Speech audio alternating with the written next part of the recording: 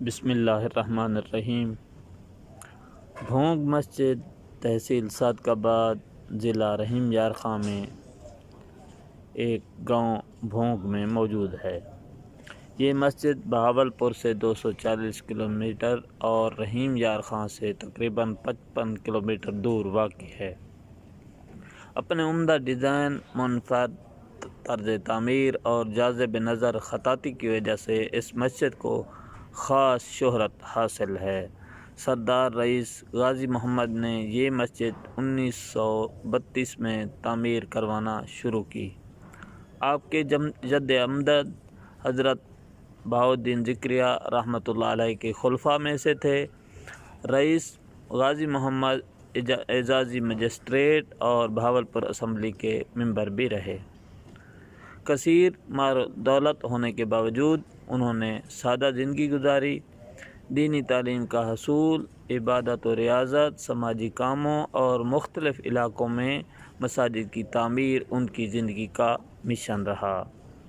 رئیس غازی محمد نے اپنے خاندانی محل نما گھر کے قریب 1932 میں بھونگ مسجد کی تعمیر کے لیے ہدایات دیں اور کثیر سرمایہ فراہم کیا۔ تعمیر کے ایک مرحلے پر انہوں نے ذاتی دلچسپی لی، البتہ مسجد کی تعمیر کی نگرانی کے لیے ماسٹر عبدالحمید کو مقرر کیا، جنہوں نے نہایت محنت اور توجہ سے مسجد کی تعمیر کی نگرانی کی۔ مسجد کی تعمیر کے لیے آسٹریا، ہنگری، اٹلی اور دیگر ممالک سے سنگ سرخ، سنگ مرمر، سنگ خارا، سنگ سرمئی اور سنگ سیاہ منگوائے گئے۔ ان پتھروں کو کاٹنے اور تراشنے والے، ٹائلوں پر پھول بنانے والے، مینا کاری و خطاطی کرنے والے، سندل کی لکڑی پر باریک کام کرنے والے، گلکاری کرنے والے، سونے کے پھول بنانے والے سینکڑوں کاریگروں کی خدمات حاصل کی گئی۔ یہ مسجد 1932 سے 1982 تک تقریباً 50 سال میں مکمل ہوئی۔ ان 50 سالوں میں ہزاروں کاریگروں نے مسجد کی تعمیر میں حصہ لیا، جن کا تعلق پاکستان اور انڈیا سے تھا۔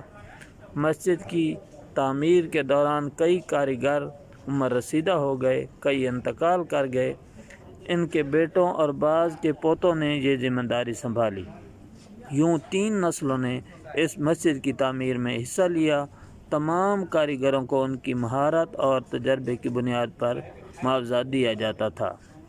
ماہر کاریگروں کا ہر طرح سے خیال رکھا جاتا، بلکہ ان کے بچوں کی شادی کے اخراجات بھی رئیس غازی محمد ادا کرتے تھے۔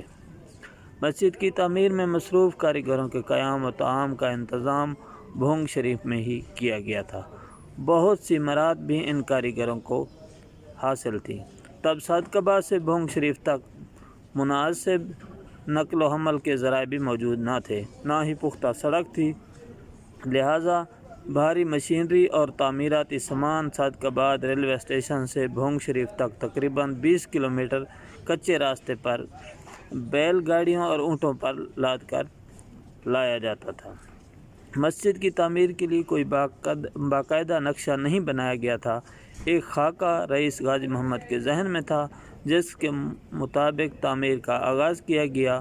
رئیس غازی محمد مختلف ممالک میں جاتے، وہاں کی مساجد دیکھتے اور جو چیز پسند آ جاتی اس کے مطابق مسجد کی تعمیر میں تبدیلی کراتے۔ اس طرح مسجد کے ڈیزائن میں کئی بار تبدیلی کی گئی، کئی حصوں کو 2 بار اور کئی حصوں کو 3 بار بھی نئے سرے سے تعمیر کیا گیا۔ 1950 میں ایک نئے مسئلے کی نشاندہی ہوئی کہ سیم کی وجہ سے مسجد کی عمارت کو نقصان پہنچنے کا خطرہ تھا۔ اس خطرے کے پیش نظر تب تک بننے والی تمام عمارت کو گرا دیا گیا اور 20 فٹ بلند ایک چبوترا بنا کر اس پر نئے سرے سے مسجد کی تعمیر کی گئی۔ اس سے مسجد کی پائیداری کے ساتھ خوبصورتی اور جلال و عظمت میں بھی اضافہ ہو گیا۔ مسجد کی تعمیر کے دوران ہی 1975 میں رئیس غازی محمد کا انتقال ہو گیا۔ ان کی وفات کے بعد ان کے بڑے بیٹے رئیس شبیر محمد نے مسجد کا کام آگے بڑھایا، جو خود بھی ایک درویش صفت انسان تھے۔ 1982 میں مسجد کی تعمیر مکمل ہوئی تو اسے بین الاقوامی شہرت حاصل ہوئی۔ دنیا بھر سے سیاح اس مسجد کو دیکھنے آنے لگے۔ اس کی خوبصورتی اور منفرد فن تعمیر کی وجہ سے 1986 میں اسے تعمیرات کے شعبے میں آغا خان ایوارڈ بھی دیا گیا۔ 12 مئی سن 2004 کو حکومت پاکستان نے اس مسجد کی تعمیر والا ڈاک ٹکٹ بھی جاری کیا۔ بونگ شریف مسجد میں ایک وسیع دارالمطالعہ، مدرسہ اور وہ حجرہ بھی موجود ہے جہاں رئیس غازی محمد عبادت کیا کرتے تھے۔ مسجد کا مرکزی داخلی دروازہ مشہد میں حضرت امام رضا کے مزار کے صدر دروازے جیسا ہے۔ اندر کئی ایکڑ پر مشتمل فواروں سے مزین وسیع لان ہے۔ راہداری سے گزر کر سیڑھیاں چڑھنے کے بعد مسجد کا صحن ہے جو سنگ مرمر اور سنگ سیاہ سے آراستہ ہے۔ یہاں بیک وقت 2000 نمازی نماز ادا کر سکتے ہیں۔ ایک بڑے گنبد کے نیچے خواتین کے لیے نماز پڑھنے کی جگہ مخصوص ہے جو خواتین کی جامع مسجد کہلاتی ہے۔ مسجد کے تمام دروازے ہاتھی دانت کے نفیس اور باریک کام سے مزین ہیں۔ مسجد کے برآمدے میں تقریباً 500 نمازی نماز ادا کر سکتے ہیں۔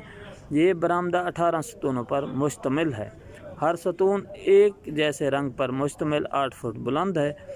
مرکزی محراب کی تزئین و آرائش میں خالص سونا، چاندی اور قیمتی پتھر استعمال کیا گیا ہے۔ صندل کی لکڑی کا نہایت نفیس اور دیدہ زیب کام کیا گیا ہے۔ دلکش نقش و نگار، خوبصورت گلکاری اور منفرد ڈیزائن پر مشتمل یہ مسجد سیاحوں کو حیرت زدہ کر دیتی ہے۔ اس کے ساتھ ہی ویڈیو کا اختتام کرتے ہیں۔ امید ہے کہ یہ رپورٹ آپ کو پسند آئی ہوگی۔ ہمارے چینل کو سبسکرائب کریں، لائک کریں، کمنٹ کریں، شیئر کریں اور ہمیں دعاؤں میں یاد رکھیں۔ اللہ حافظ۔